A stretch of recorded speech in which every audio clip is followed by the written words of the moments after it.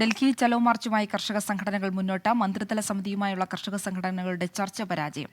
താങ്ങുവില സംബന്ധിച്ച ചർച്ചയിൽ തീരുമാനമായില്ല. നിതിൻ അംബുജൻ ഡൽഹിയിൽ നിന്ന് ചേരുന്ന വിവരങ്ങളുമായി. നിതിൻ, ഈ സമരവുമായി മുന്നോട്ട് എന്ന തീരുമാനത്തിൽ തന്നെ ഉറച്ചു നിൽക്കുകയാണോ കർഷകർ? ഇന്നത്തെ ചർച്ചയിൽ എന്തൊക്കെ വിഷയങ്ങളാണ് പ്രധാനമായും ചർച്ച ചെയ്തത്? ഇതിൽ ഏതൊക്കെ വിഷയങ്ങളിലാണ് ഈ ചർച്ച പരാജയപ്പെടാനിടയായ സാഹചര്യം ഉണ്ടാക്കിയത്?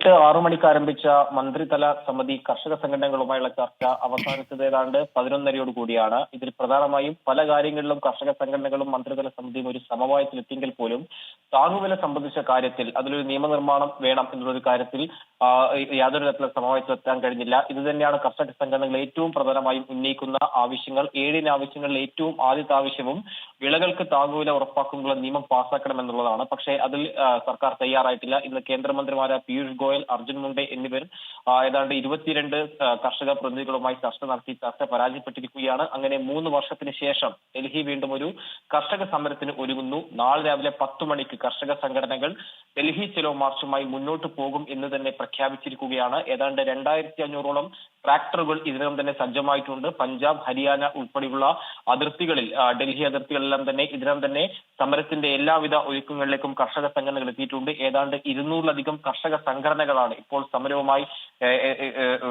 തയ്യാറെടുത്തിരിക്കുന്നത്. ഇതിന് മുന്നോടിയായി തന്നെ കഴിഞ്ഞ ഏതാനും നാളുകളായി സർക്കാരും അതോടൊപ്പം തന്നെ കർഷകർ തമ്മിൽ ചർച്ചകൾ നടക്കുന്നുണ്ടെങ്കിൽ പോലും അതൊന്നും ഇതിന്റെ സമവായത്തിലെത്താൻ കഴിഞ്ഞില്ല. പക്ഷേ വീണ്ടും ഒരു ഡൽഹി ചലോ സമരം പ്രഖ്യാപിച്ചതിന് നിതിൻ തുടരുക. ചർച്ചയ്ക്ക് ശേഷമുള്ള കർഷകരുടെ ഒരു പ്രതികരണം കണ്ട ശേഷം തിരികെ എത്താം.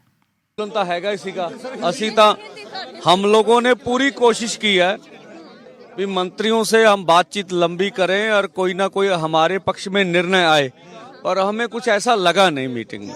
बातों में सहमति हो गई थी और मुझे लगता कोई बात पे ऐसी बात हुई नहीं।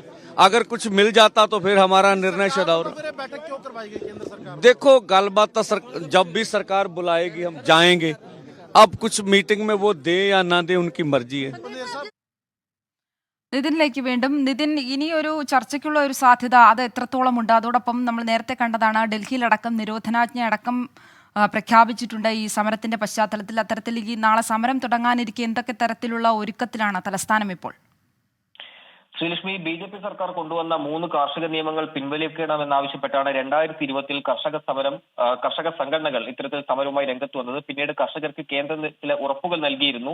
താങ്ങുവില നടപ്പിലാക്കുമെന്നും അതോടൊപ്പം തന്നെ കേസുകൾ പിൻവലിക്കുമെന്നും ലഖിംപൂർ കേരി കർഷകർക്ക് നീതി ഉറപ്പാക്കുമെന്നുള്ള ചില ഉറപ്പുകൾ നൽകിയിരുന്നു. പക്ഷെ അതെല്ലാം തന്നെ പിന്നീട് നടപ്പാക്കാത്ത സാഹചര്യത്തിലായിരുന്നു പിന്നീട് ഇപ്പോൾ വീണ്ടും ഒരു സമരവുമായി എത്തിയിരിക്കുന്നത്. ഇതിനിടയിൽ കർഷക സംഘടനകളും മന്ത്രിമാരും പലതവണ ചർച്ച നടത്തിയെങ്കിൽ പോലും അതൊന്നും തന്നെ സമവായത്തിലെത്താൻ കഴിഞ്ഞില്ല. അല്പസം മുമ്പ് തന്നെ കർഷക സംഘടനാ പ്രതിനിധികൾ വ്യക്തമാക്കിയത് ഇപ്പോൾ സർക്കാർ ചില ഉറപ്പുകൾ നൽകിയിട്ടുണ്ട്. പക്ഷേ ആ ഉറപ്പുകൾ പോലും ഒരു കൃത്യമായ രീതിയിൽ അല്ലെങ്കിൽ എന്ന് നടപ്പാക്കാൻ കഴിയും തുടങ്ങിയ കാര്യത്തിലും തന്നെ ഒരു സർക്കാർ ഒരു കൃത്യമായ ഉത്തരം ഇല്ല എന്ന് തന്നെയാണ് കർഷക സംഘടനാ പ്രതിനിധികൾ വ്യക്തമാക്കുന്നത്. ആ ഒരു സാഹചര്യത്തിൽ ഇനി കർഷകരും കർഷക സംഘടനകളും അതോടൊപ്പം തന്നെ കേന്ദ്ര സർക്കാർ തമ്മിലുള്ള ചർച്ചകൾ എങ്ങനെ മുന്നോട്ട് പോകും എന്നത് വലിയൊരു ചോദ്യമാണ്. എന്തായാലും നാളെ സമരവുമായി മുന്നോട്ട് പോകാൻ തന്നെയാണ് തീരുമാനം. നേരത്തെ ശ്രീലക്ഷ്മി ചോദിച്ചതുപോലെ തന്നെ പഞ്ചാബ്, ഹരിയാന അടക്കമുള്ള സംസ്ഥാനങ്ങളിലും അതോടൊപ്പം തന്നെ ഉത്തർപ്രദേശിലെ വിവിധ മേഖലയിലുള്ള കർഷകർ ഇതിനകം തന്നെ ഡൽഹിയിലേക്ക് പുറപ്പെട്ടിട്ടുണ്ട്. ശരി നിതിൻ, ഡൽഹി ചലോ മാർച്ചുമായി കർഷകർ മുന്നോട്ട് തന്നെയാണ്. ഇന്ന് നടന്ന ചർച്ചയിലും തീരുമാനമായിട്ടില്ല.